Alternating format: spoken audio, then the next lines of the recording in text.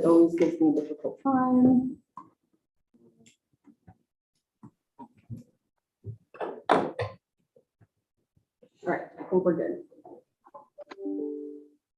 Welcome, everyone. It's so great to see so many faces at this Conservation Commission meeting. I know I am, and several of us are looking forward to tonight's discussion and learning from staff and getting a chance to meet one another. Let's go around. We'll both take attendance and introduce ourselves as we go around the table first, and then I'll go to Zoom. And just for our guests attending tonight, you're welcome to introduce yourself. And if you'd like to make any kind of comment at the beginning of the meeting, can you just make note of that? Not your comment quite yet, but just let us know if you'd like to say something before we begin. So let's start. Can I just make a note? Yes. For the attendees, they can't talk yet. So if they would like to make a public comment, just raise your hand. Excellent. Thank you. And we'll try to accommodate that. Jamie, why don't we start with you and go around this way? Sure. I'm Jamie Fitch, the Sustainability Coordinator for the Town of Scarborough. I'm Angela Blanchard, Town Engineer. Tom Hall, Town Manager. April Sider, Town Council. Don Hamill, Town Council. Alexander, Conservation Commission. Richard Harvey, Conservation Commission. Autumn Spear, Director of Planning. Todd Souza, Community Services Director. Chuck Spanger, Conservation Commission. Randy Hogan, Conservation Commission. Noah Turlett, Conservation Commission. Rita, Rita Breton, Conservation Commission. Pete, Hi all, Pete Slavinsky, Conservation Commission. Jessica. Jessica Sargent, Conservation Commission. Do we have any attendees with raise their hand? We do. Okay, great. Well, welcome guests.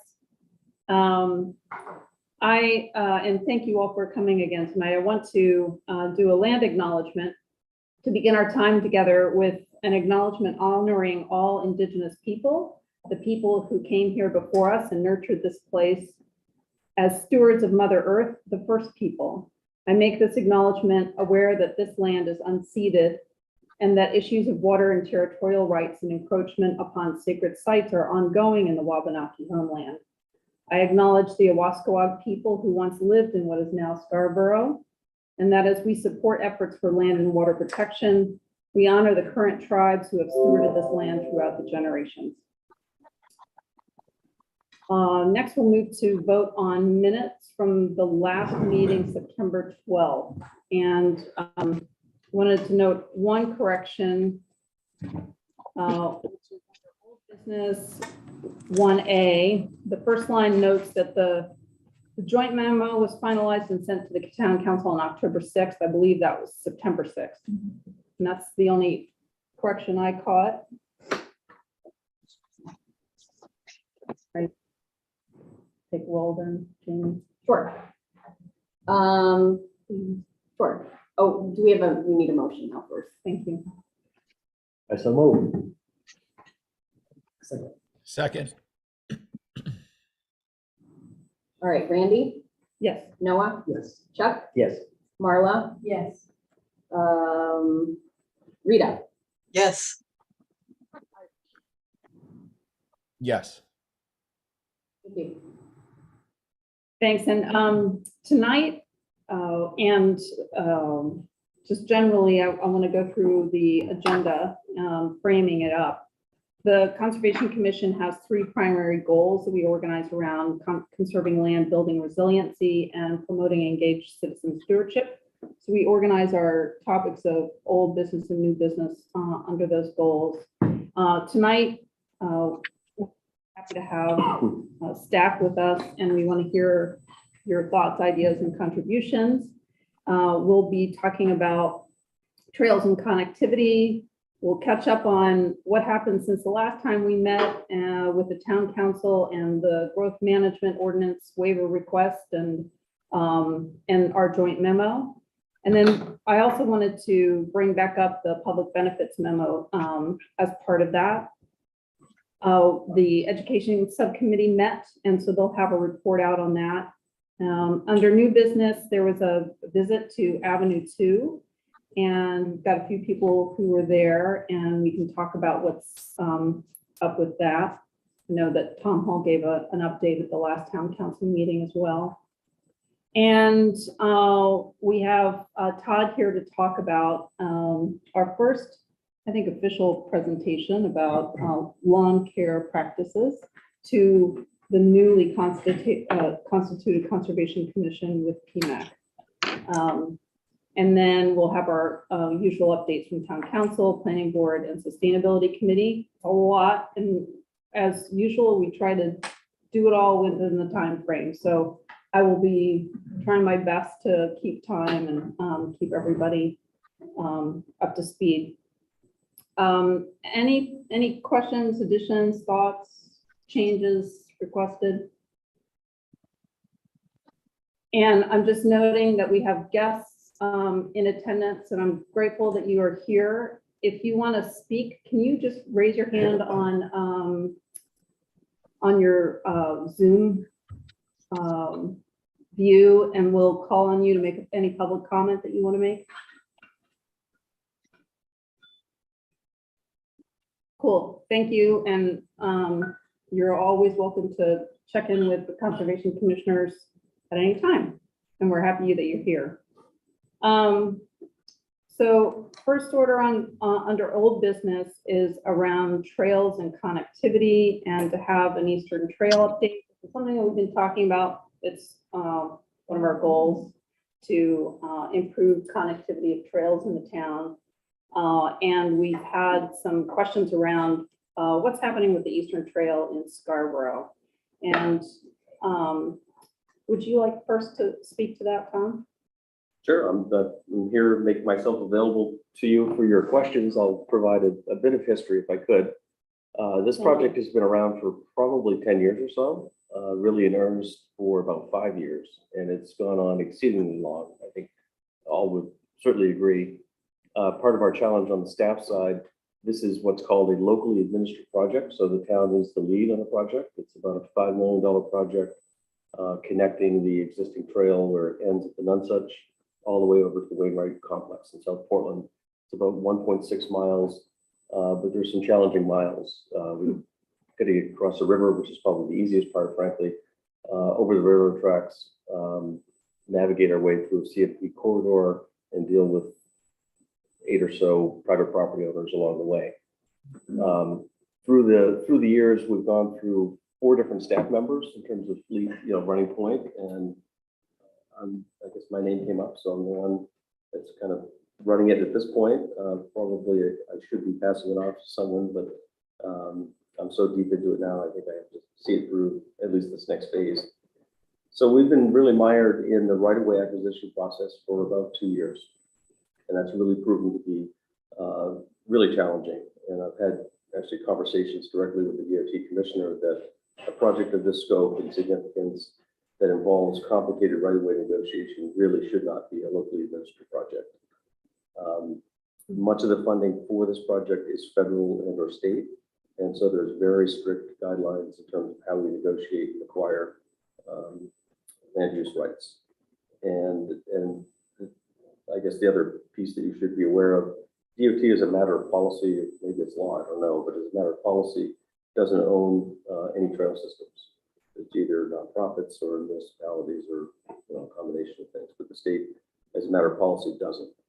And so under normal circumstances, the state would come in, there's a very clearly prescribed right-of-way process. You go through and do formal appraisals, you present, which estimate the impact, if you will, to the private property owner. And there's an official offer to settle up a financial offer. And if that is unsuccessful, they'll most often, to keep the project on schedule and on budget, actually go ahead and acquire the property by eminent domain and then settle it up after that. In this case, and I'm going to be fairly careful what I talk about here, just because it's a public proceeding. That's all up to us. And we, of course, have eminent domain powers. In my 31 years working in 4 different communities, we've never chosen to use it at the local level. I think it's kind of process of last resort, I would say. We try to work amicably with property owners. And unfortunately, in this case, we've had some real challenging discussions with property owners that are looking out for their own interests and the trail design and all of its components and potential impacts are, as acceptable as possibly as can be. And so we're down to one final landowner. This is the final piece connecting into Wainwright, as it turns out. The other somewhat complicating factor is most of that land is actually in South Portland, so it's not even physically located in Scarborough. And I've had good cooperation with my colleagues in South Portland. They've been very good at keeping lines of communication open. I do have a progress meeting in the morning with our project manager, and I believe someone from the commissioner's office will be there as well. I believe we finally have a deal. There's a final issue relating to gate location and gate design. Fencing will be a component of this that this property owner is interested in. And so it's a matter of budget and finalizing those final details. It's also been complicated by multiple different engineering firms and lawyers on both sides. So long story short, here we are 2 years later, and still talking. So I guess that's a quick sketch, and I'm pleased to field your questions if you have anything in particular. I guess I would just say in closing that certainly the town and I know DOT and everyone sees this as a hugely important priority. Again, there's significant state and federal dollars that have been held for 5 years at this point, and that's increasingly difficult to keep those monies secured for this project. There's many other worthy projects in the state that would love to have that money shifted over to them. We continue to have DOT support, thankfully. The next stage, assuming we finalize this final negotiation, the engineer will finalize the specifications and the final documents, and they're very close. The sort of changes we're talking about now are fairly simple. And the key is to get out to bid to see how far our budget goes, frankly. And I think we're all a bit concerned about where those numbers might come in based on other public projects going out. I know DOT has deferred a ton of projects statewide because of escalating costs. This one is unique though. It's not a typical road project. It's a lot of off-trail work. Probably a landscape company could do a fair amount of the trail itself. There are some complicated pieces with bridges that would have to be fairly specialized. So I think we're all anxious to get out the bid and see how the numbers shake out. Thank you. It sounds like they're close. I've said that Oh, yes. before, but I'm feeling Continue to be close. yes. Thanks for that update on the construction or the potential and your sense of putting it out to bid and really completing that stretch across the Nonsuch in Scarborough. Yeah, the Nonsuch, surprisingly, ironically, is probably the easiest part of the trail. The other landowners we've had to deal with are CMP and Pan Am Railways. So those institutional landowners can be really complicated, just finding the right person and staying in their position so we can finalize discussions. But we've been successful in securing rights with both those entities. I will say Pan Am was recently sold just 3 or 4 months ago. So we just need to make sure that the new owner is still on board, but I'm hopeful we can stay on track. Right. Randy Pete has his hand up. Oh, yes, Pete. Yeah, Tom, thanks for that update. I was just wondering, do you kind of have like an optimistic timeline for going out to bid and a pessimistic timeline at the same time? If you want to go down that path, or just leave it at the optimistic timeline? Well, I think we're at risk of losing the money, frankly. I have an internal deadline in conversations with DOT to get out to bid by the end of the year. I think, again, they have other worthy projects statewide that would love to have this money shifted over there. And they've been very patient, very supportive, but that's not endless. Yeah, okay, thank you. I also here I am saying it publicly, but I also want to be too open with the landowners that, that we've got a deadline. But it is what it is. Yeah. So I'd like to say thank you, Tom. I really appreciate you coming. I know that John Catchmar looks like he was up there. He's no longer. No, he is. Oh, yes, okay. I'm sure he could provide some really fascinating data on the dramatic escalation of use of the Eastern Trail over the last 2 years. And I really want us to, as a group, Conservation Commission, and also as like liaison to the town council and the planning offices and the folks that deal with outdoor recreation, to think, okay, Tom's gonna push this through. That's his job, he's gonna make that happen. And our job is to think about and capitalize on this as an unbelievable resource. Unbelievable resource, and to think about how can we even more create access, get more people to be able to use this year round.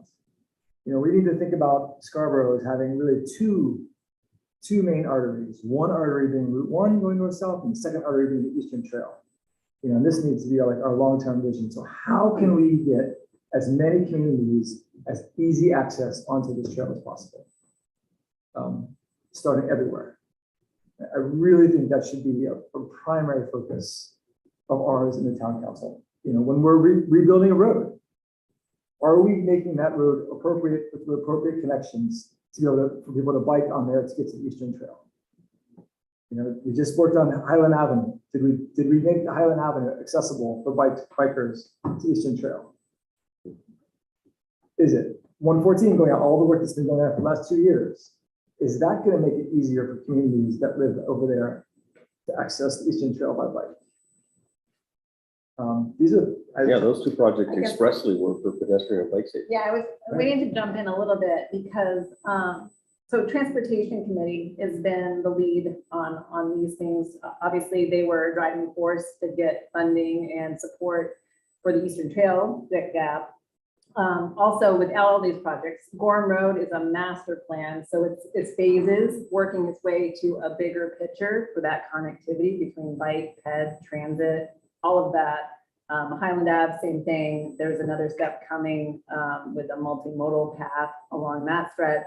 So every town project, when we talk about transportation system and connectivity, is really being led by the Transportation Committee. I just wanted to throw out there too, there is a Council Corner Live this week also that targets the topic of transportation and traffic. And it's really we're hoping to kind of springboard off the fact that council did fund for a townwide transportation study.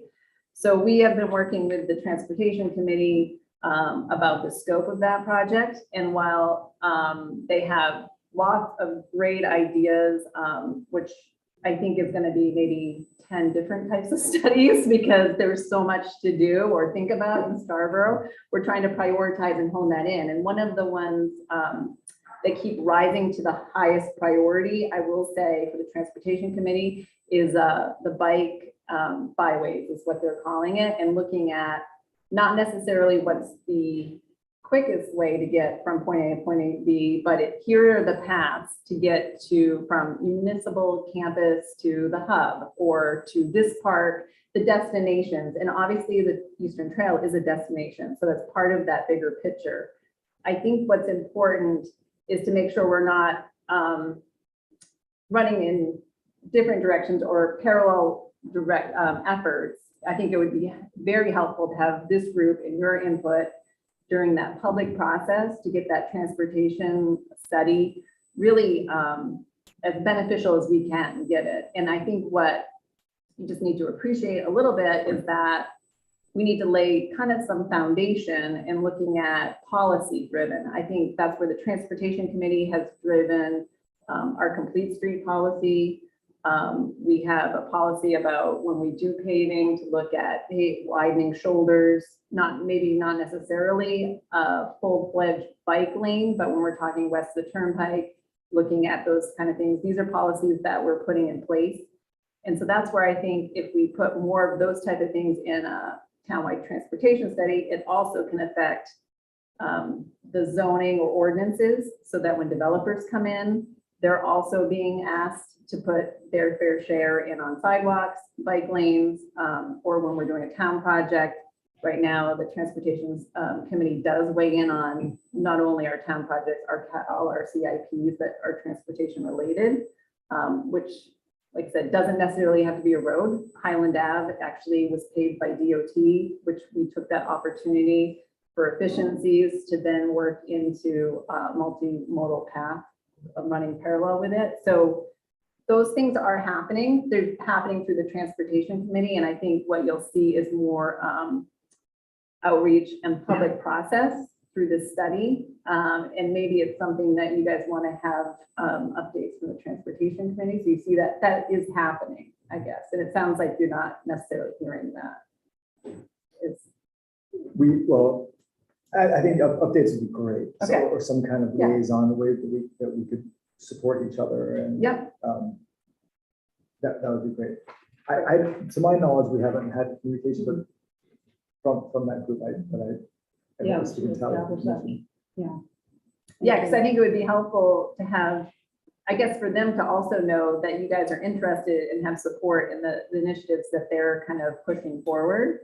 And really, they're doing it kind of through studies and policy that kind of set that groundwork so that it actually informs the kind of future decision making rather than like, oh, let's just build this one little piece here, this piece there. It's more kind of building that foundation to kind of expand from there. So it would be helpful to make sure that they're hearing that they're being supported with that too. And it sounds like this group could do that, which I think is really helpful. Marla, okay, yeah, Chuck?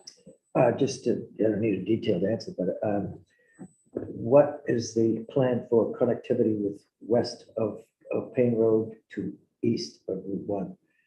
If this system's going to come together, somewhere that has to happen. Right. And so that's where it goes back to trying to get public feedback and then vetting it through the Transportation Committee, this study that's part of that byway system is to looking at it as a whole and saying maybe some roads don't get to bike lanes, but there's ways to get around town, like you said, from east to west of the turnpike. Because I think if we prioritize every road in town to have a sidewalk and a bike lane, we're never going to get there. I think we need to invest our money wisely and look at Gorham Road, look at even Broad Turn Road or Payne Road, different kind of bisecting main roads to get there rather than every little road and saying, you must also build this bike lane. What we found with developers, we also have an in lieu fee for if they're in front of the planning board, it might not make sense necessarily for them to build a sidewalk just on their frontage that doesn't connect anywhere. They can pay towards a multimodal account, which can be used for building onto our network. So what we've said is there's gaps on Route 1 here, right near Oak Hill. That could be, we kind of build that fund, that pot to fill in those gaps. It's not necessarily just bike lanes, sidewalks. It can be used for transit stops, bus shelters, all of that, all of the above for multimodal. It's more about the complete street kind of concept. So that's where we're thinking is kind of prioritizing and filling those gaps. And that's where a study to show us, here's your gaps and here's how we could prioritize those gaps.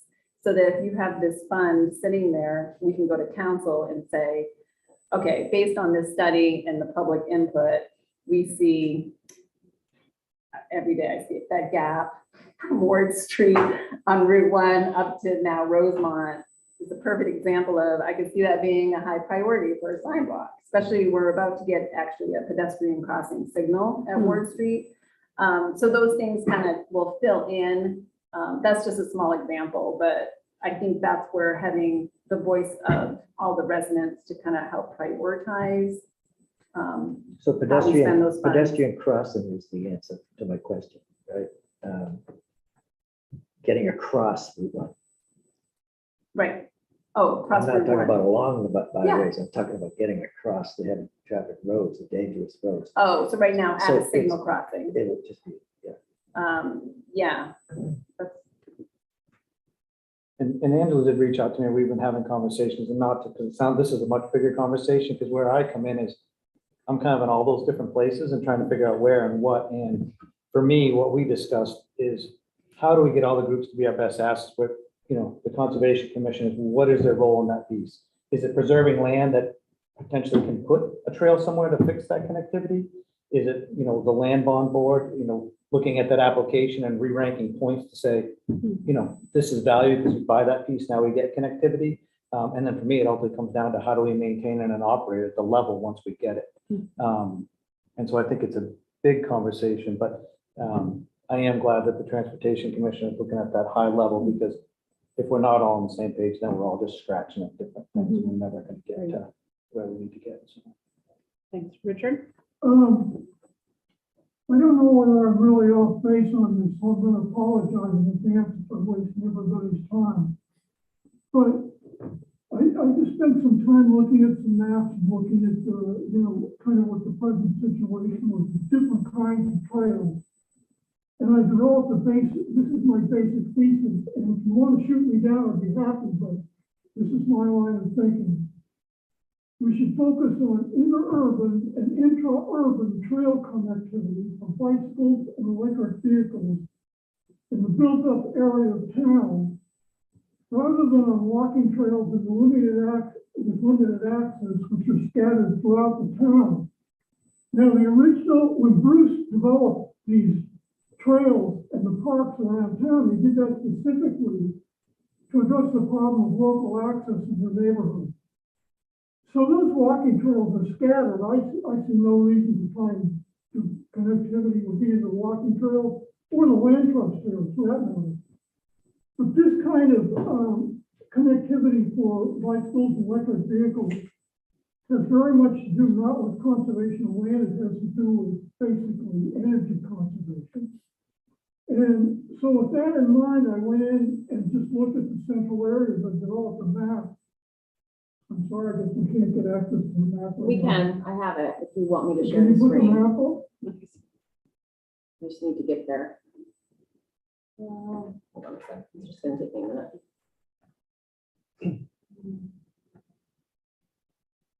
So go to the third map. Yeah, just a minute though, because I need to Second share this so that those joining us online can also see it.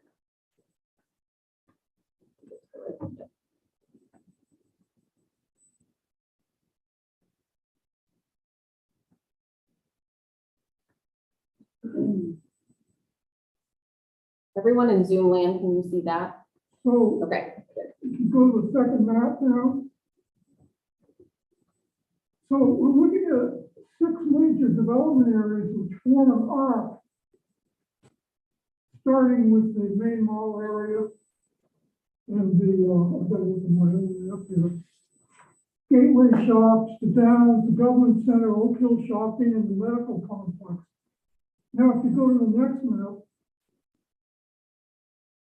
so within those limited development areas, I'm assuming there's already going to be some way of seeking bicycle and electric vehicle conductivity.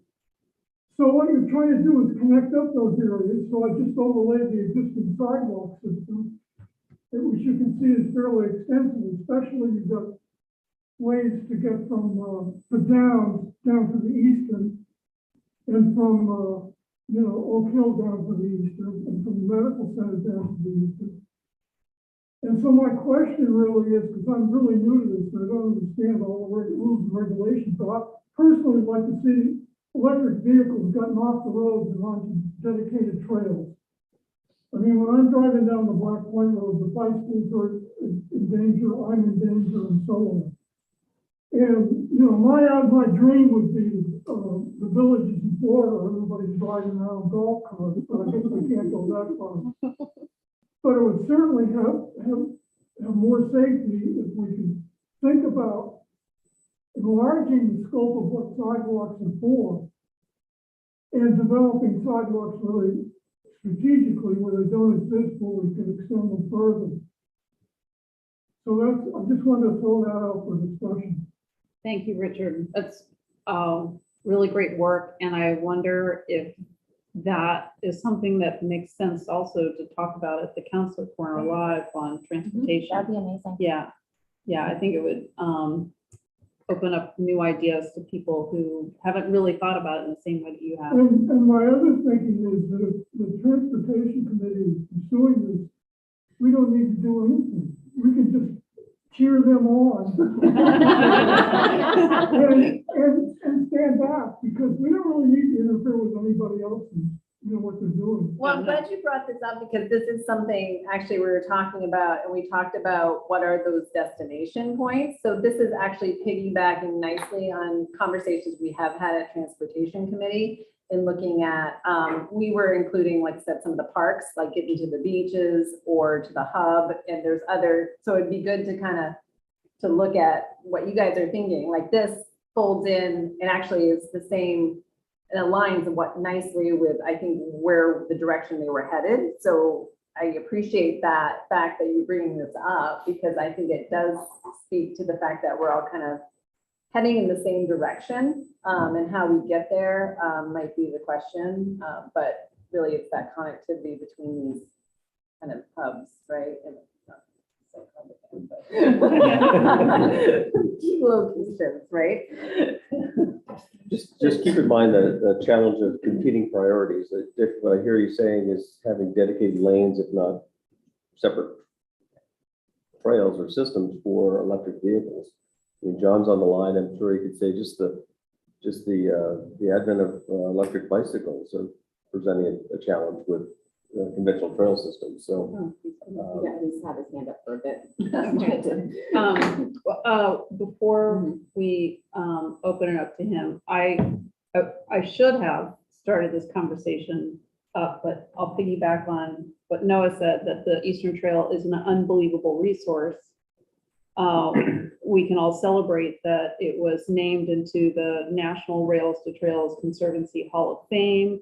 The president of the organization came out to deliver plaques, and it was great to have Angela there.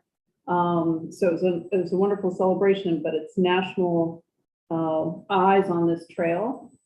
And it wasn't just some random pick and choose. It was based on a popular vote against other trails across the country. So congratulations, John. Let's hear what you have to add to this conversation. Hi, thank you. You hear me okay? Yeah, go ahead. Great.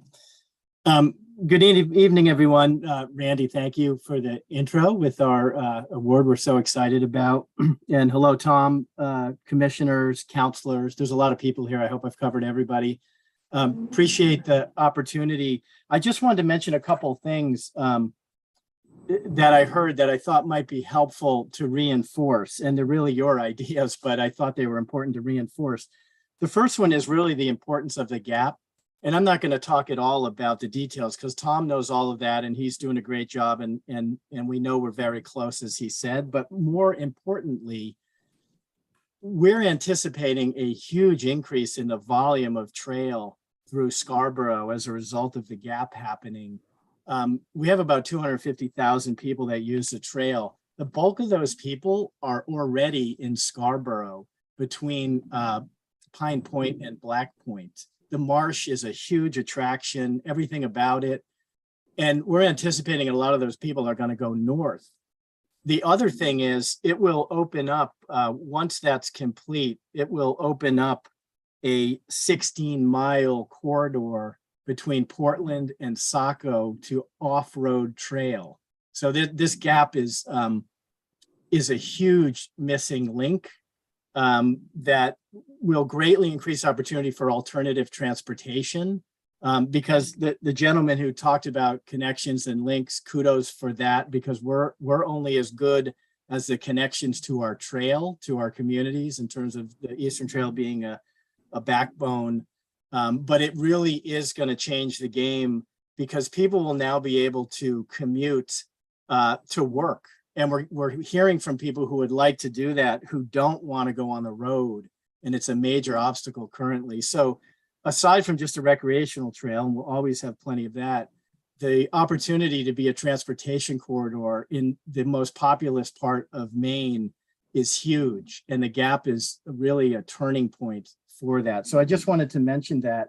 I also wanted to mention e-bikes that Tom brought up. We're beginning to look differently at e-bikes, and that's in a positive way, because e-bikes, provided they behave, and we've actually seen increasing improvements in behavior on e-bikes as they get more accustomed to the trail, and maybe people yell at them and tell them to slow down and those sorts of things.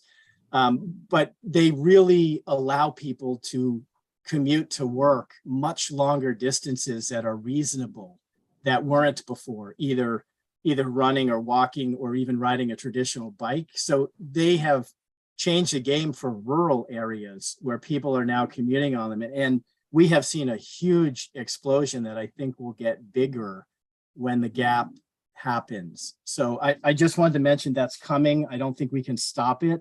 And it seems to be headed in a positive direction for getting people out of their cars and alternative transportation.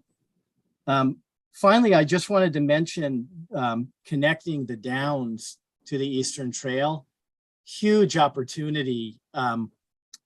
We at the Eastern Trail would be more than happy to be as engaged as we can and supportive of that. As you know better than I, a huge population of people that would probably want to get north and south of Scarborough for recreation, for everyday activities, shopping, whatever they're doing, but maybe even work, depending on where they're headed, if they're headed north to Portland, et cetera. So that's a huge opportunity that seems like a connection to the Eastern Trail would have huge advantages from a transportation perspective if we could get them across Route 1. I would suggest over Route 1 would be ideal. And it isn't unprecedented because everybody has seen our bridge over the Main Turnpike. So it certainly can happen. But I just wanted to also mention the importance of the Downs project, or more the opportunity with the Downs project, I should say as well. I'll stop there. Thank you. Thanks so much, Don. And if I could add, so we have started conversations, because it has come up in Transportation Committee, and I have had conversations with Dan Bacon about that connection in the Downs, and they're willing to sit at the table and kind of have conversations. And I know he has been to the Transportation Committee in the past and is open to kind of having conversations with Eastern Trail and as well as our committee to figure out kind of what that means, how we best connect. So. I really want to encourage that conversation. Yeah. So Dan came to this group and they asked him about that specifically, and his response was, well, yeah, we're paying to improve some sidewalks on Route 1, and so people can ride on Route 1 on the sidewalk until the light at is it Commerce Drive? Is that the name of it? And I guess I've ridden that exact stretch a ton. And if I was somebody who's trying to commute to work, if I live in South Portland, or if I live in Saco and I'm trying to commute to the Downs to work, if I'm trying to, bike to an event there, that would really dissuade me, frankly. That's a really a challenging section of it.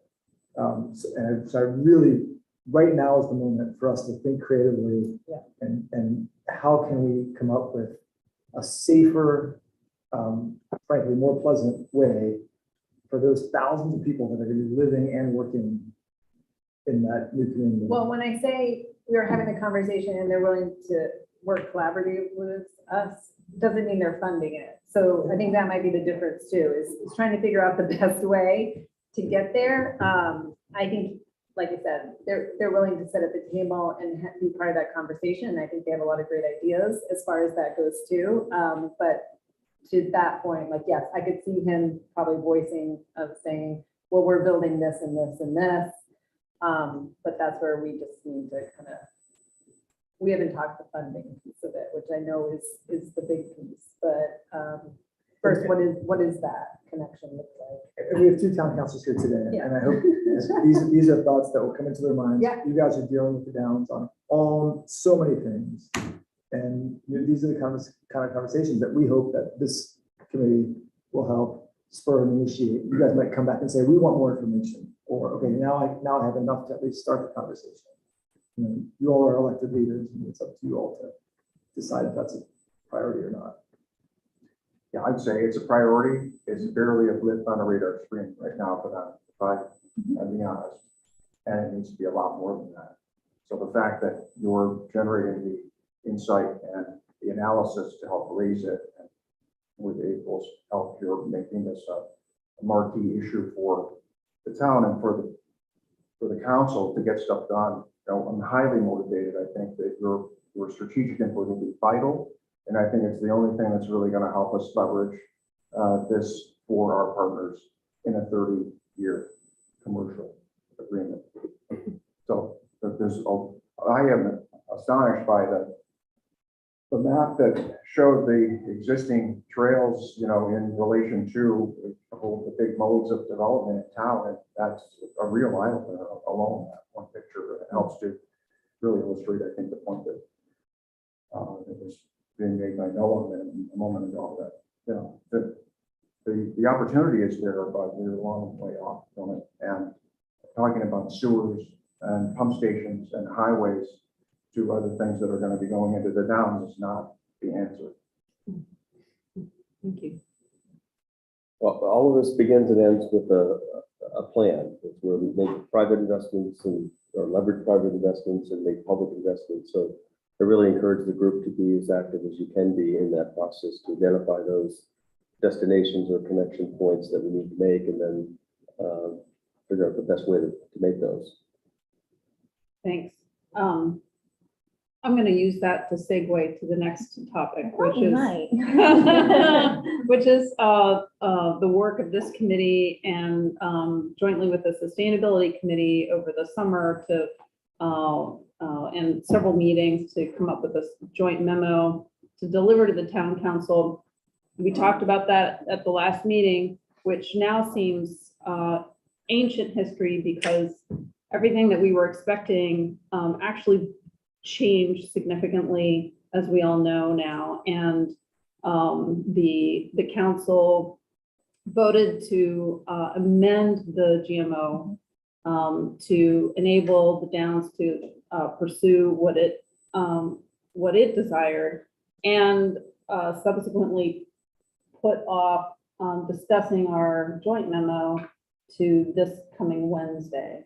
So our intention to kind of get in the conversation with the plan and an idea of ways that we can ask this particular development to take into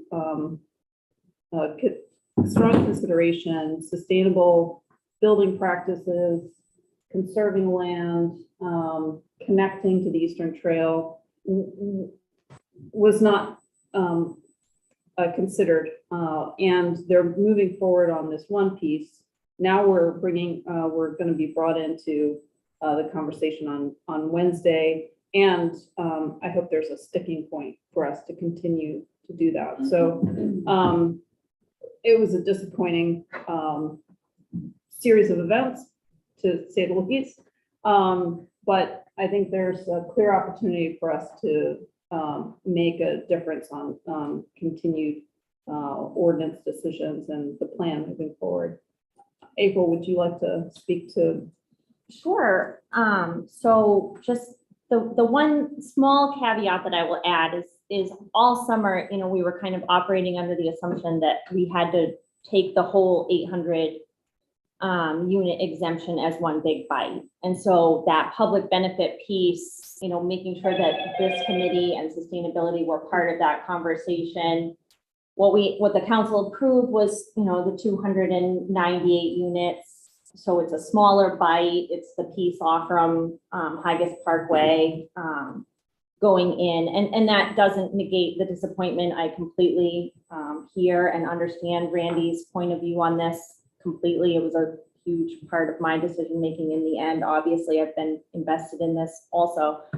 But I do think that that there's so much energy and synergy on the council right now to continue these conversations. This is not, you know, a stop to these conversations, I don't think.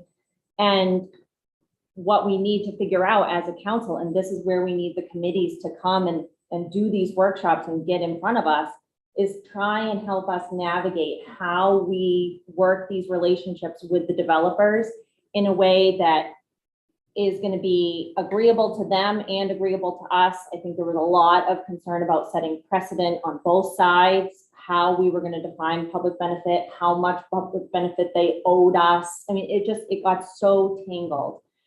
But knowing what our priorities are as a group and coming forward with a clear, strong voice about what those priorities are, having numbers that back up those priorities. You guys have done such an amazing job preparing all of that for the council. And so I think on Wednesday night, it's going to be the first opportunity to really sit down and have a meaty discussion about what the priorities are and how we maybe pull some of these other committees like transportation, and make sure that the council has that on their plate for policy and ordinance when, you know, where that's more appropriate, so that everybody's playing by the same rules. And then we figure out, you know, is there a way to bring some of these other public benefit pieces forward? Nick McGee and John Anderson were tasked with continuing to work on the GMO with a deadline of April of 2023. To have something hopefully that we can all agree on, Councilor Hamel. Yep. And that's a big task, and that is going to need, you know, public input as well. So I'm hoping that most people can at least attend remotely if you can't be there in person. And if you have comments or things that you'd like me to bring forward, please send them to me ahead of time. And then I'll also just self-promote the Councilor Corner Live on Thursday night at 6 o'clock on traffic and transportation too, because I think that there's a lot of synergy there too, so. No, I think you're starting in exactly the right place, and for everything that April just said, in terms of direction and what the feeling is among the council right now. We started at the level of strategy and practices and principles, helping us move quickly from that into, you know, quantifying that and getting specific. Okay, this is what we need. We need, you know, the sort of trails and bike access that were, you know, that Noah had mentioned, the connectivity with the modes of development that exist today. Don't, you know, and quantifying that. You know, okay, you're going to build something. You know, if you're another developer, I mean, you know, it's not just the towns. If you're another developer, you're going to come in and do something. Hey, how about it being a third the value of your project? We're talking, you know, the scale of these kinds of things, not like, well, we're willing to entertain it. We'll talk about it. Well, a start, but we are thinking in much different terms, especially given the size and scale of the development that will likely continue and the continuing pressure that the folks have referenced in terms of our existing, you know, how popular these resources are and how much more pressure there's going to be on them because of the popularity. And the need for us to use them to take pressure off the road. Thank you. You know, Scarborough is a really attractive place to live. And I believe that it's those natural resources that attract a lot of people. We talk about this all throughout the comprehensive plan. So I'm not obviously saying anything new. It's all written there in the plan, how much we value these assets in town. And it's like you're saying, Councilor Hammer, being able to say that this is our priority, loud and clear, without sort of, you know, piecemeal, trying to be reactive or catching up with plans, but saying this is our priority. Thank you. I think you all know I'm not able to attend on Wednesday. I have our commitment. I'm actually going to be on Concord coach lines at the time, so I can't even come in on Zoom and speak. Any other thoughts or comments on this topic from anyone? I see Karen. Oh, thank you. Karen?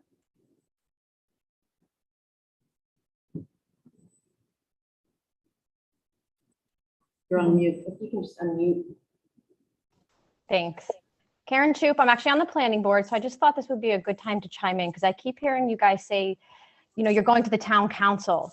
And one of the things that Randy brought to my attention was that, you know, the Conservation Commission was created by a statute that says they're actually supposed to be working right in line with the planning board.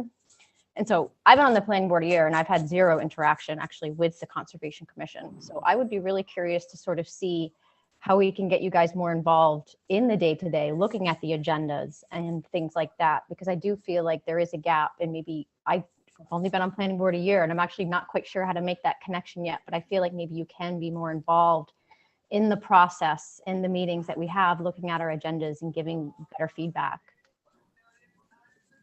Thanks for that. One thing that's coming up is, and we have it actually in our goals, is to have more collaboration with other committees. We're doing that with Sustainability Committee. We did have a member of this commission who was also on the planning board. And we do have planning board updates, but we don't have this direct kind of conversation. I'll certainly speak to it in more detail perhaps at the workshop, but the one thing I would just offer in terms of your memo and your advice, one is very helpful to appreciate that there's other things that we weren't necessarily thinking of. So you know, that input's certainly welcome. What we found is that this public benefit conversation, kind of in the context with which it was being had, it was exceedingly difficult. And it really complicated things to the point, but it was really impasse, and that's people very well described why they did what they did, just to kind of buy a little time. There's no doubt we'll be back at the table, but I'm not so sure, based on our past experience, that that's going to be still the right opportunity to get these sorts of things. What I would respectfully suggest is that you think that these are good priorities and policy matters, then we ought to put them in ordinance, and we ought to require everyone to do it. And so I know that's a bit more complicated, it's a longer game, but that's the way to really make meaningful change over time, make consistent change rather than these one-offs. Yeah. So. Thank you. Are we welcome at ordinance committee meetings too? Pardon? Are we welcome at ordinance committee meetings too? I think everybody here agrees with that wholeheartedly. The challenge, of course, becomes that if our town grows by 40% in the 5 years, or whatever that number is, you know, and it all in the downs, and then the ordinances kind of come in after the fact, then that's a really, it's a missed opportunity. And then if growth really slows down after that, that's where the challenge comes, right? How to balance those competing timelines. Yeah, I'm just trying to manage expectations that, in spite of our best efforts, and I think it's going to be exceedingly difficult in the context of those discussions to extract or negotiate really meaningful benefit.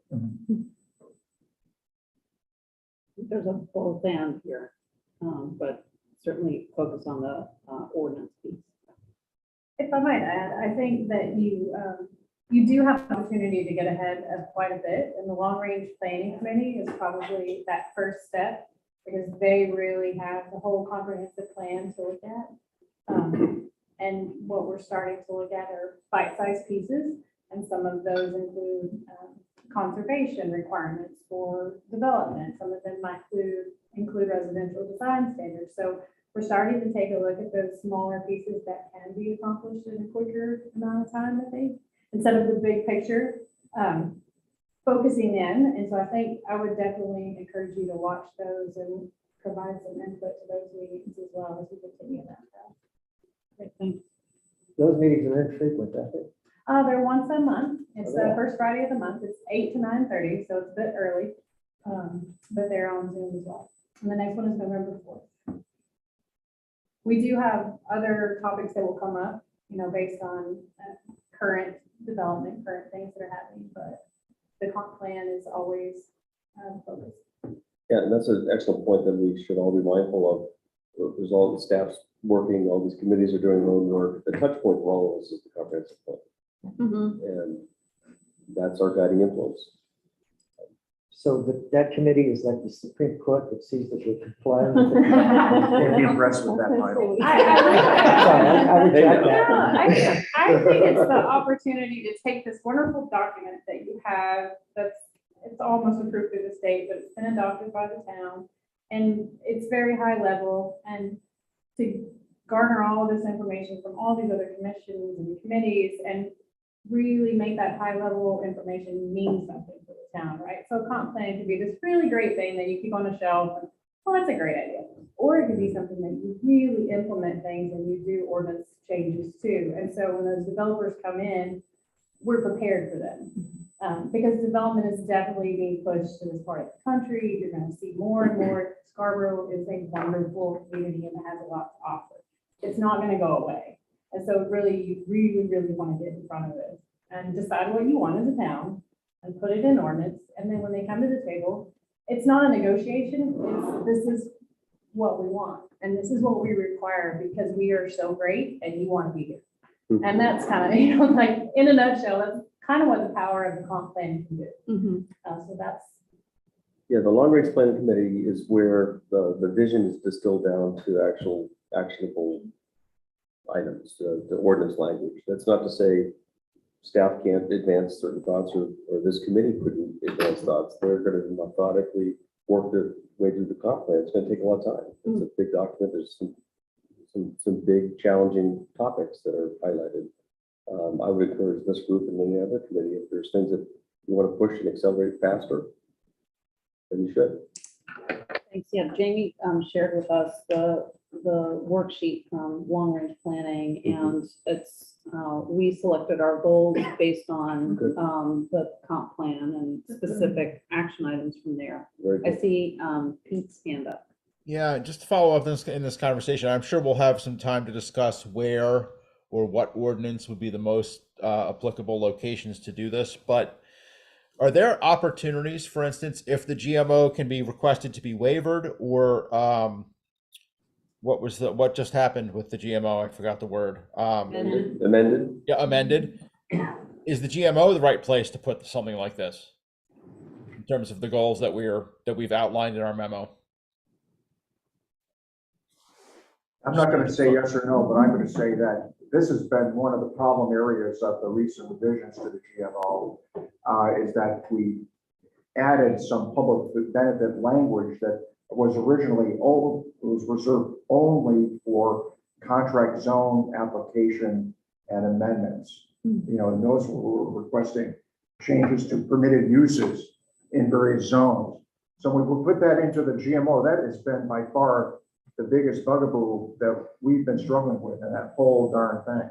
We ruled the day we ever did that. So that you hit right on the head, Pete. That is what we need to fix, whether we move it back out again or whether we just hope it goes away. There haven't been that many contract zone applications or amendments in the past couple of years. I think we've only had a couple, but there was a long run of them for a period of time. But that was really the source of getting technical, that's the source of many of the challenges we've had over the past year with that. So that's what hopefully this group will decide. Exactly how and when, I can't really tell you, but that's something that we really need to work on. One other thing I'd say is I know that I spent a lot of time with the long range planners. They are a great group. They combine people that were placed there because of their technical experience in the development community. The former, they're engineers, they're builders and that sort of thing. They know the space.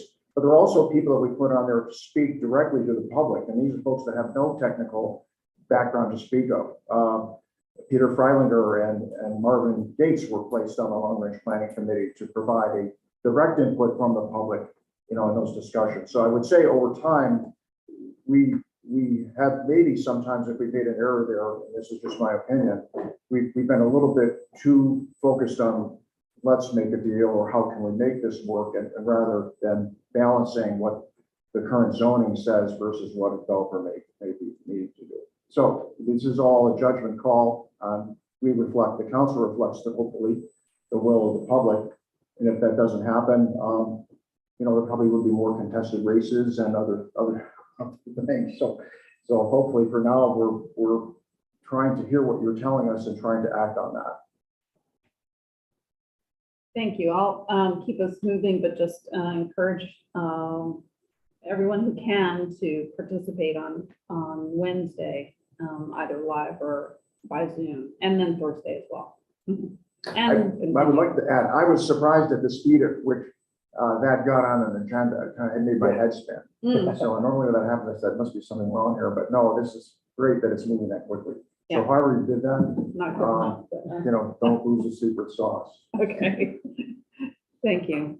Is that a regular meeting or is that a It workshop? is right before. It's a workshop meeting before the Precedes business the regular meeting. meeting.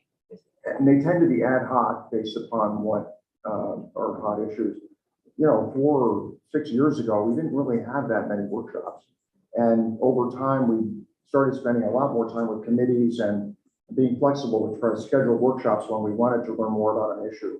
And I think they've been met in general with pretty good response. You don't always follow exactly what they say, but there are more people involved, more people speaking out, more committees weighing in, and that seems to be a pretty effective way for us to do it. Is the council obliged to attend those workshops? Oh, yeah, Yeah. they're required. There's no voting, typically, there's no action taken at the workshops. And the public's invited to speak, and they weigh in pretty heavily. So I want to keep us moving. The next piece is an update on the public benefits memo. You all have a link to that. The intention of our ongoing conversations in addition to that was really to provide some sort of decision support tool to the council. Unless there's anyone who wants to speak to that tonight, I'm gonna keep moving because we've clearly heard, let's look at these public benefits ideas that we have and priorities and think about ways that we can move them into ordinances and other priorities for the council. Randy, can I speak to them? Just one Absolutely. point, is that, there's, one of the points that memo talks about, conserved land and, an intention following the federal standard, at 2030. The federal standard very clearly, encourages all of this conservation to happen at the local level, not at the national level. Meaning, towns are making decisions, land trusts or at the state level. And to me, I think that's a really great opportunity for us as a town to kind of follow that message and do things the way that this town wants, not an external agency making a decision for the town. Along that line, the beauty of GIS is that GIS makes things easy to quantify. So Scarborough right now is about 16% conserved, just under 16% conserved. And with that, if our intention is to get to 30% conserved by the year 2030, that means we need to conserve about 6,300 acres between now and then, right? And so, part of these kinds of conversations are, okay, how do we get that? What proportion of that does the land trust take? What proportion does the town take? What proportion happens through Maine Farmland Trust?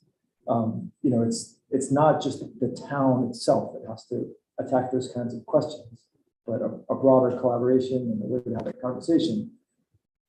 But the strength of thinking about that question in itself is that it's easy to quantify.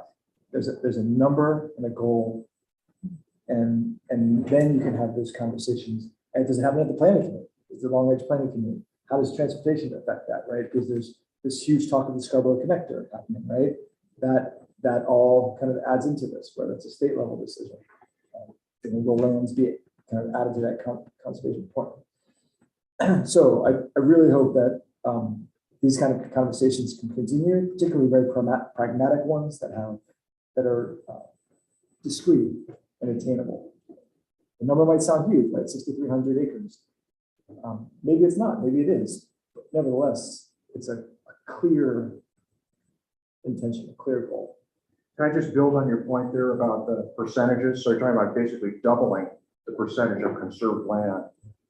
Flipping back for a moment to when we had our bond salesman talking with us about future bonding needs. He said, I recall the statistic, Tom, maybe you remember it, but he said that there's only something like 34% of Scarborough that is developable.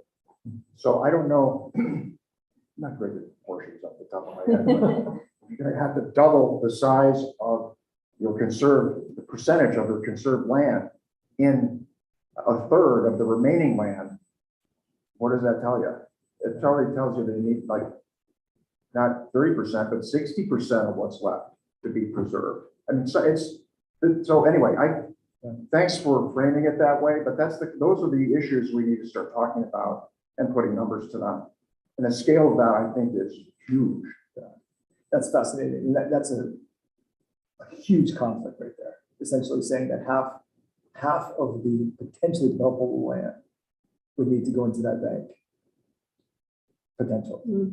That's it's a high bar. It is. Yeah. Is there a run on land by developers at this point in time, given the conversations that are going on around here? Nothing noticeable, no. No. I mean, I think there's a difference between, legally conserved by way of conservation easement as opposed to practically conserved by virtue of its attributes.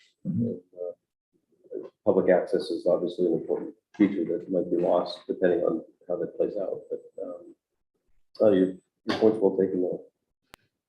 Yeah, we just jumping in very quickly. We may want to also think about the differences between what just open space is and what conserved land actually means when we're having these discussions.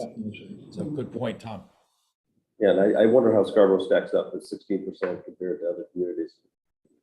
My sense is it's on the higher end, but that doesn't mean it's enough. That's a good question. And that's fairly easy to answer. But nevertheless, I guess in some cases, does Scarborough care how much land Kennebunk has conserved? Does it really matter? Is it, or is it really a conversation to be had with the residents of Scarborough and the values? And it just helps put the target in context for me. Are we way behind the curve, or are we ahead of it? Our voters have how many times? At least 2 or 3 times voted into a land bank, right? So that to me is a clear message. And my memory, at least in the last 2, have been that those have been overwhelmingly supportive. They all have. Right. So that's a clear sign of the values of the town relative to land conservation. We have about 2 million left in that last authorization. This is one, sorry, John, you have your hand up? Still or new? It's new. Okay. Yeah, sorry, I did put it up. If I could just make a quick comment I missed earlier. And I apologize, I don't have video, so it's only my voice. I'm not sure whether I'm supposed to, but that's fine. I just wanted to let you know. I wanted to, on the benefit side, I wanted to mention the Eastern Trail last year in 2021 did an economic impact analysis by Camoin Associates, which came up with a number of annual economic impact of $44 million for the 22 miles of off-road. I would submit a disproportionate amount of that is probably in Scarborough because of the use of the trail. But as you add an additional 1.5 miles roughly, it also, we have ways to quantify that additional benefit. So there are significant benefits in terms of economic development in dollars. And most of that comes from accommodations and restaurants, but it's also sales of equipment and various other sorts of things, as well as a little tax, et cetera. But I just wanted to mention, we have our hand on that. It's very recent data, and we look forward to offering up it as a benefit to communities as they build more trail. Thanks. Great, thanks. And this is an area where we do have overlap with the Parks and Conservation Land Board. We've got a couple members of the Conservation Commission who are also on that board. And I'm hoping that we can also get updates online with the minutes of the meetings, because the last time I checked, the last thing I saw was from March of 2021. So to be able to track that in real time rather than through. What's the last time they met, I think? Yeah. No, there were decisions. And yeah, so we've last spring brought 2 parcels to the town council that voted on in both. One of those parcels was purchased and one was not because of an issue not related to the town council. So we met a number of times. We haven't met since April.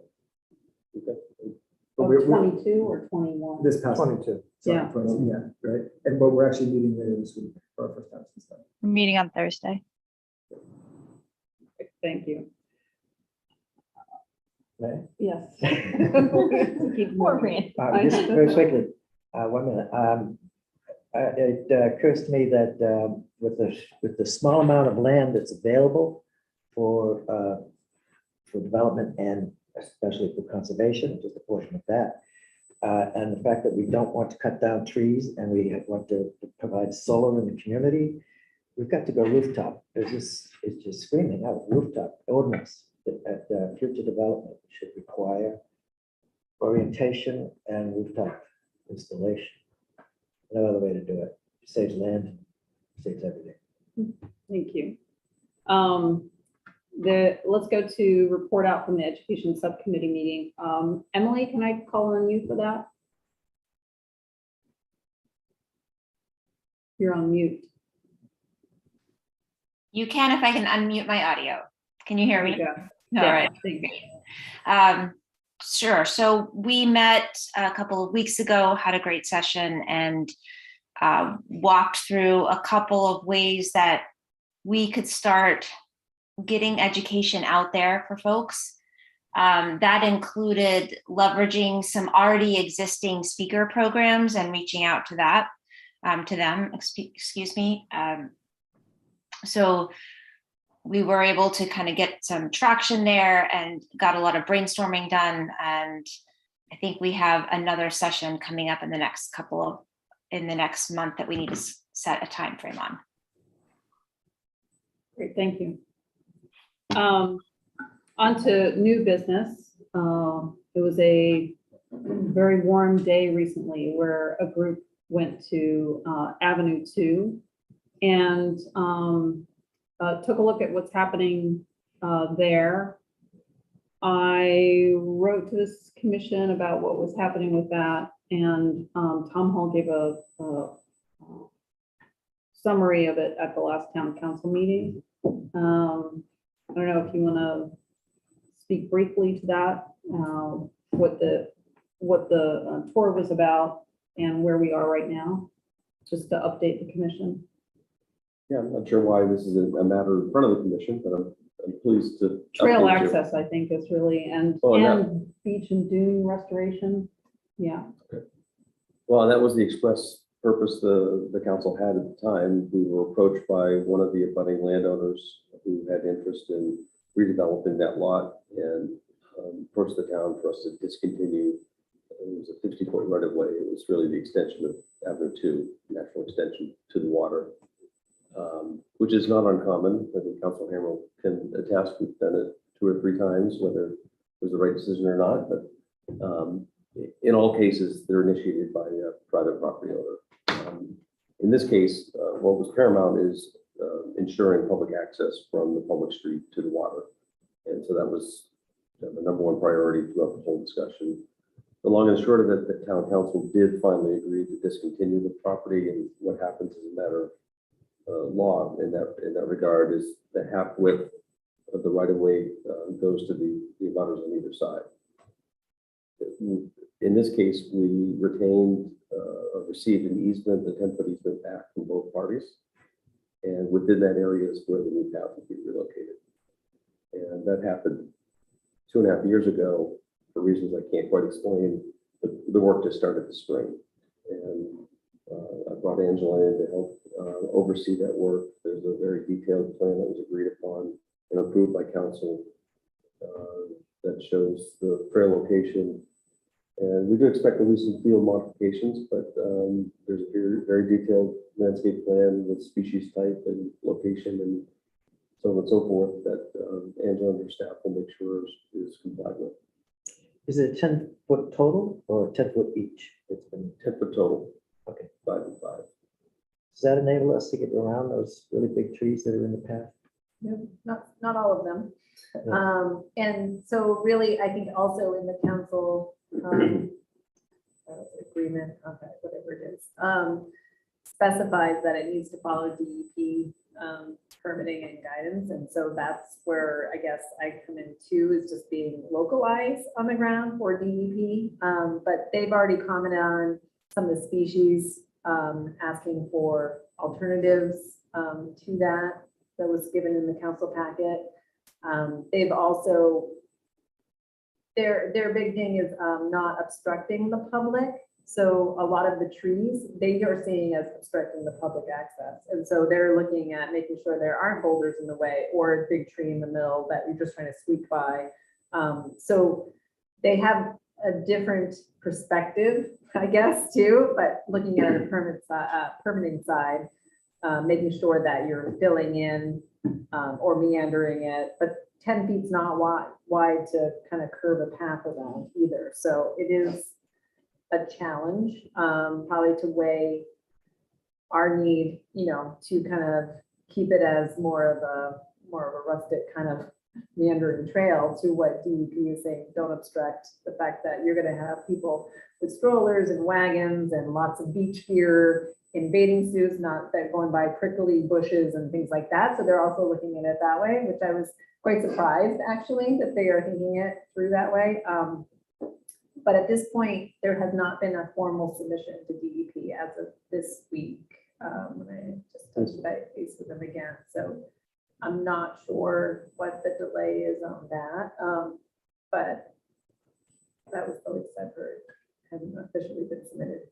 One of the things that the DEP will have to approve is actually, there's a path there now. There's a natural path that meanders. The issue was that one of the abutters wanted to move it farther away from this property. And that's what drove the current agreement that was reached between the parties. The actual path itself is only 5 feet wide. So you can imagine a 5-foot path, being able to meander within a 10-foot space is not a lot of meandering. So that's the first hurdle, is to see if the DEP, would approve the application by the one abutter. We actually individually drove the entire process to have the property ultimately conveyed to the abutters is approved by DEP. By So It's worth noting, all this work is in the back dune, the frontal dune portion, and at this point, the trail, will continue to sit in the same location. One or both parties could go to DEP and try to change that, and there's some conversation on that, but the agreement that we have in place right now pertains only to the back dune portion. There was a moment in which Councilor Hamel wandered into the brush where the public right of way would be in this plan. And you were standing roughly in the middle of where that space would be. And Angela was standing on the edge of the current path. And I would say they were about the same distance as they are sitting that day as they are sitting from each other tonight. Maybe even closer. So that's the movement of the path that we're talking about, moving it from here to there. You will see a fairly stark difference, particularly as you enter from King Street, the most visible portion. That area is just loaded with invasive species. And yeah, I think that'll be cleared up. I think that will all be cleared. It looks like a tangled jungle, if you will. So I think that appearance, the first stretch, is likely to look quite a bit different than it does today. And it does, yeah, and you can tell it's, strangling, it's killing some of those trees in there. And maybe that's also something that this committee might want to talk about as you're talking about education, because we do have residents down in Pine Point that were even at some of these walks that don't see anything wrong with those kind of species being there, and what are they hurting. So obviously there's not a lot of information that they're getting out there. They just want to see some dense vegetation, and they don't care what it is. And that's kind of unfortunate too, that we're kind of starting at zero, trying to educate people on, well, no, this is actually what it does to the healthy trees. It's killing them out. So I think that's definitely a rule that you guys might want to consider or think about, because it was eye-opening for me, because we're in the field, you know what I mean? I'm sure everyone on this table saying, well, of course you would try to get rid of those. That's not some of the comments that we're receiving. So I think that's important. The planting is presumably all native vegetation. Yes.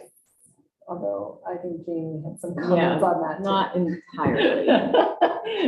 Well, I mean, Vergosa Rose was because of the beach location, but there's native options that will grow in sand. That's what the DEP had commented. Yes. I think there were some holly bushes there too. I don't know if you're thinking about the holidays, but. I'm thinking of let's keep things prickly so people Yeah. will stay away from. Well, that's Long what, path. one of the DEP was asking to, yes, provide an alternative. And Pete has his hand up. Oh, Pete, yes. Yeah, I was just wondering, one of the unique things about that path, and there are only a couple paths in all of Scarborough that do this, is the overhanging nature of the trees as you enter. And I didn't know if that was a unique aspect that was going to try to be maintained or replicated for the new access point coming off of King Street. Because you literally feel like you're entering a different world when you walk down that path, and the tops of the trees almost cross as you're going, and then it kind of opens up into the dune area. So I didn't know if that was something that would be considered or not. I don't think there's any The pergola uniqueness plan, of it. you know, but it does have that effect. It definitely does have sort of a natural, you know, archway effect. I think the plantings, Pete, are really at that 10-foot mark or out. So really it's keeping that 10-foot open, and I think they were thinking grasses and stuff to kind of meander through. So there were some larger trees that would, I guess, eventually, that will get planted, that will offset some of the ones that are already there. Obviously, like Tom said, it'll open up first, and then they'll be planting some at that beginning spot, but those will be spaced 10 feet apart at the closest, you know what I mean? So it'll take time to maybe develop something like that. I vote for keeping the big trees at all, possibly can. Yeah. If you stretch the meandering as much as possible, the small plantings can happen in a few years. That tree took a century or so. Unfortunately. Yeah, most that of the- brings a follow-up question. I mean, that's shoreland zoning removal of trees. Is that, I mean, well, we don't have to get into that now. I'm sure it'll go through the DEP process. It has to meet the shoreland zoning standards for tree removal. So I'm sure it'll be covered. Let us thank you all. And thanks for those who attended, and thanks for this additional update for the commission. Let's go to Todd with a summary of the 2022 land care practices and the anticipated 23 needs. Yeah, this is gonna be short and sweet. This year, well, let's go back history a little bit. When I got here 5 years ago, we were spending close to like $130,000 a year on private contracting, and we started increasing staff education and skills, and we started purchasing our own equipment, aerating and overseeding, and started to do more frequent cultural practices on a regular basis, and allowed our budget to stay the same or not reduce and increase our frequencies. This year was a pared down version of what we've done in the past, for a couple reasons. One, short-staffed, management gone. So we spent a lot of our focus this year on just ensuring our irrigation was good, keeping our mowing heights at the right place, trying to keep up with our day-to-day needs. We do have a new parks manager on board, Casey Cunningham, that one of our goals is to review our, moving into the next budget, our operational plan. And it's something that our department's kind of looking at as a whole, where we've really gone to some of the things we've been able to do just because of our staff skill sets. And when we're short-staffed, it puts a real burden on that. So we're gonna have a discussion on, kind of calling it a parachute plans. When we don't have staff, how do we have contractors in the background to be able to pick up? So really this year, our overseeding and our aerating has just been on those high traffic areas, Gold Mouse and ball fields, a lot of hand work. And so, and some of that this fall was strategic, just because the mowing was outrageous. If any of you guys saw the Parks article that was in the newsletter that Allison put together, those guys are painting 2 days a week, 29 grids, and trying to mow and keep up with that. And so we strategically didn't fertilize a lot of facilities this fall, just because we wouldn't be able to hang on to it, just be able to get out there. So We're gonna look at how do we regroup in the spring. Like I said, we have our parks manager. We've just put an offer for the fourth parks person that's been vacant since the summer. So hopefully the person will accept. And then can kind of get ourselves geared back up. In the past, and Marla or Rita can chime in, we've only asked for waivers that would come back to this group. And the last one we did, I think, was 3 years ago for a selective acelepryn, which is a grub treatment. And the goal was we did that 2 years in a row, 3 years ago. And that was the recommendation at the time. And knock on wood, we've had pretty good success. The goal was to be able to get multiple cycles of the grubs in their life cycle. And we haven't had a real issue enough to say that it's quote unquote an emergency to come back for a waiver. So we don't have, and that to be effective, that product's got to be put down in the spring. So we don't have any plan to come back for the acelepryn waiver in the spring. And then obviously, we monitor and take pictures. And so that would be something that if we did, we'd be coming back early winter, fall of next year. But that's really been the big one. We are looking at different contractors and services. More and more people are getting in now that products have been tried and tested. Our biggest challenge right now is just our lead base. It's whether hand pull or a product, and we chose not to do a product. We're looking into what options are out there and talking to different communities. I don't know how many people walk in Memorial Park, but you notice that garden was built very extravagant, and we've kind of shrunk in our footprint just because of, being able to maintain and do some better planting practices and those type of things. And we're also looking at how and where we mow. And so, and I've been mowing most Wednesdays for the past 6 or 7 weeks, and I've got a full appreciation of mowing. And if you've been by the library pond, but I'm going to recommend we don't mow 12 feet into it, because I'm riding a ride mower like this and almost dumped in the river. I'm like, and pond, I'm like, if I fall in here, nobody's getting me out. There's nobody around here. But just some of the aesthetical, pretty things, if you will, we've done, we're really going to try to have to look at and say, no, not anymore. Like that area is going to have to grow 10 feet up and do something different. And so those are the type of things we were chatting about at the PMAC level. Borders of parks versus playing services versus boundaries and those type of things. So I look forward to be fully staffed and we are still trying to get our soil tests done. This month, we usually get them done mid-month, and we're trying to get that scheduled. So we have that data for comparison purposes. Trying to think of anything else, but really Mowen Height irrigation, spot seeding we talked about. And we do have our parks and facilities master plan piece that's they're in the draft form right now, and that'll be another public meeting probably in November to review that. And then goal is to get that back by the end of the year to then be able to have something that council can review, get public feedback and get approval. So it's something we can start working on. I've said this to our community service advisory board is that super pleased with kind of where we are, but again, this is a pathway, and then there'll be bits and pieces, just like we talked about with the GMO, that we have to set those priorities and then put action plans into place to kind of bite those things off, because there's a lot of stuff.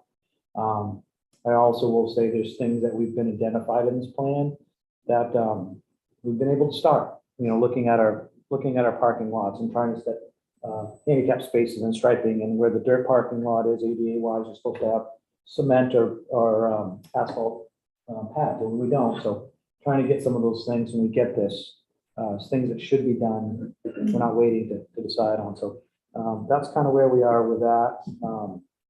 And then just looking forward to have more free time to work on planning and trails and kind of where we want to be. Because just to the point that everybody made on the Eastern Trail, that is the exact same challenge we're facing in our parks.